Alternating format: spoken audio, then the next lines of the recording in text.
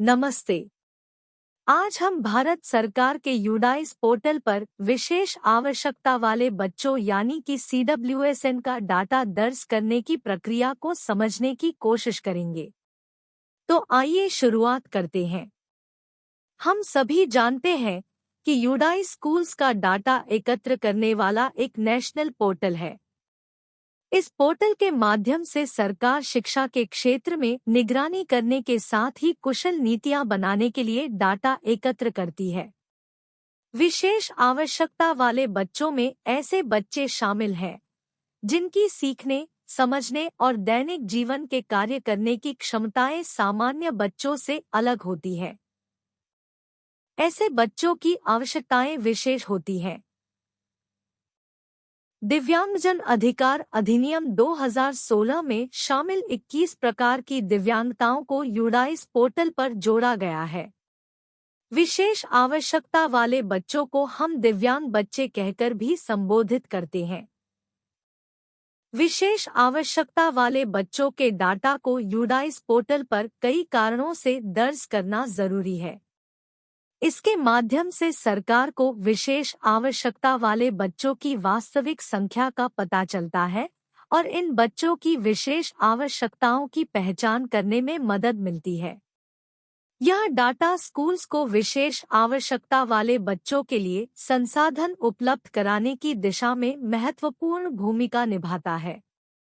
साथ ही दिव्यांग बच्चों की शिक्षा को सुधारते हुए उपयुक्त नीतियां और कार्यक्रम बनाने में उपयोगी होता है।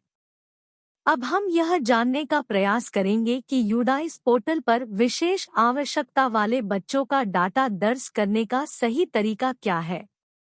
इसके लिए आप स्कूल का लॉगिन आईडी और पासवर्ड इस्तेमाल करते हुए छात्र डेटाबेस प्रबंधन प्रणाली मॉड्यूल पर पहुंचे। इसके बाद आपको शैक्षणिक सत्र का चयन करना होगा। वर्तमान सत्र 2023 से 24 पर क्लिक करते हुए आगे जाएं।